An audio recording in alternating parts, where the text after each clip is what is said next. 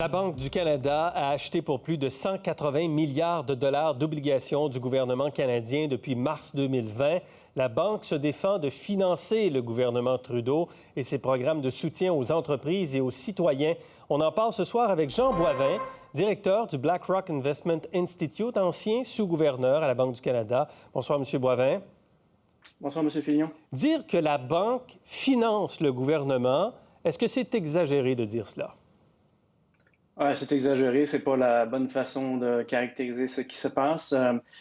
La Banque du Canada est en mode d'assouplissement pour répondre à la situation actuelle. Il s'avère que les deux outils qu'on a, budgétaire et monétaire, travaillent dans la même direction, mais c'est pas vraiment différent de ce qui se passe en temps normal. Lorsque la Banque du Canada baisse ses taux, ça crée une marge de manœuvre fiscale plus grande parce que les coûts de la dette deviennent moins élevés.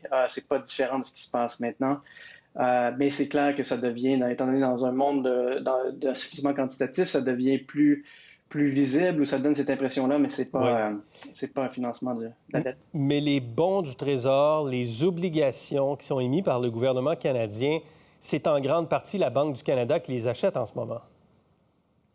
Oui, mais comme l'ont fait plusieurs banques centrales, en fait, ce qui est intéressant, c'est que au Canada, c'est la première fois qu'on s'aventure dans ce territoire-là, alors que plusieurs autres pays ont dû le faire après 2008. Et ça a été ce qu'on a appelé les politiques monétaires non conventionnelles pour essayer de stimuler l'économie. Une fois qu'on est rendu au niveau inférieur des taux, lorsque la banque ne peut plus baisser son taux, il faut essayer de baisser les taux à plus long terme. Et donc ça prend des instruments qui vont directement affecter ces taux à plus long terme-là, mais c'est dans le même cadre et Oui. la même optique que les baisses de taux habituelles. Le gouvernement du Canada pourrait-il multiplier par 20, par 30, par 40 son déficit, comme il le fait présentement, sans avoir le concours d'une banque centrale, de la Banque du Canada, qui rachète les obligations? Oui, en fait, présentement, il s'avère que les deux outils vont dans la même direction, comme je le disais, mais le côté budgétaire irait de l'avant d'une manière ou d'une autre, dans la mesure où c'est nécessaire.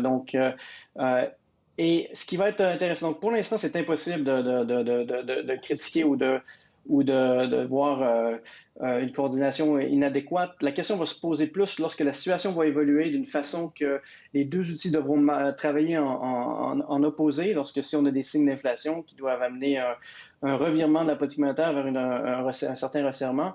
À ce moment-là, si on a des doutes sur l'efficacité ou l'habilité de la Banque centrale à s'ajuster de ce côté-là, c'est dans ce moment-là qu'on pourrait se poser ces questions de coordination inappropriées. Oui.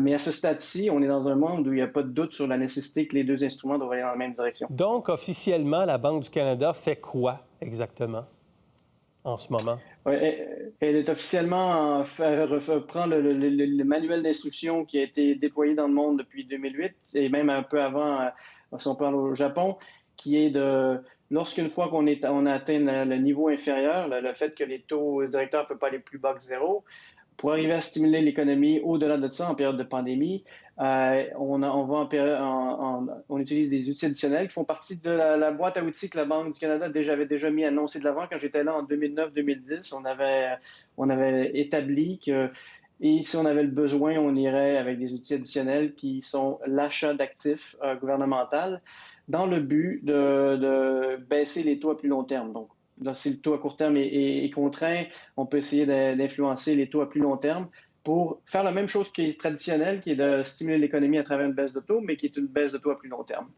Est-ce que le gouvernement du Canada devra racheter les obligations qui ont été achetées par la Banque du Canada rendues à terme? Donc, une fois on verra comment la Banque du Canada va gérer son bilan et Oui. comment les choses vont évoluer.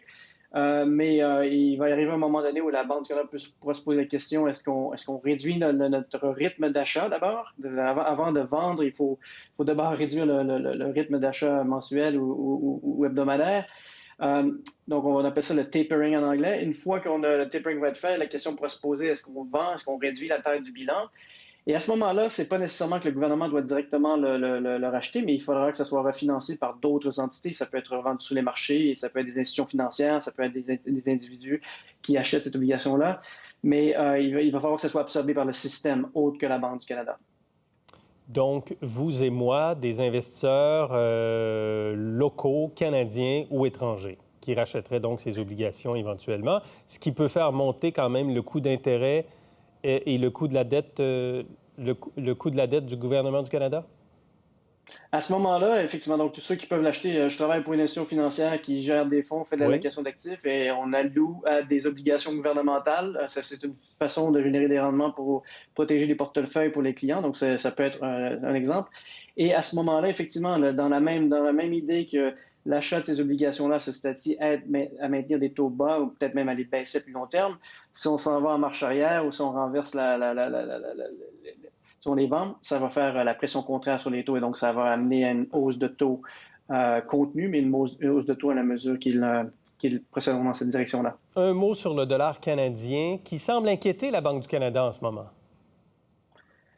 Le dollar canadien est au Canada, étant donné qu'on est une économie qui dépend beaucoup sur le commerce international, le dollar canadien joue un rôle important dans la transmission de la politique monétaire.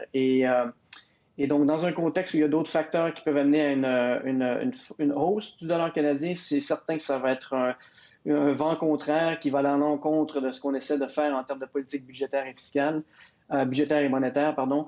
Et donc, à ce moment-là, c'est une considération que la Banque du Canada doit prendre Oui, en compte, absolument. évidemment. Et toute autre chose étant égale par ailleurs, ça fait en sorte que si le dollar est trop fort, plus fort, ça va amener peut-être les amener à assouplir davantage ou à maintenir les programmes en place plus longtemps. Bien. Jean Boivin, merci pour cette analyse ce soir. Merci beaucoup. Merci. Pour voir nos émissions en entier, rendez-vous sur la chaîne ICI RDI.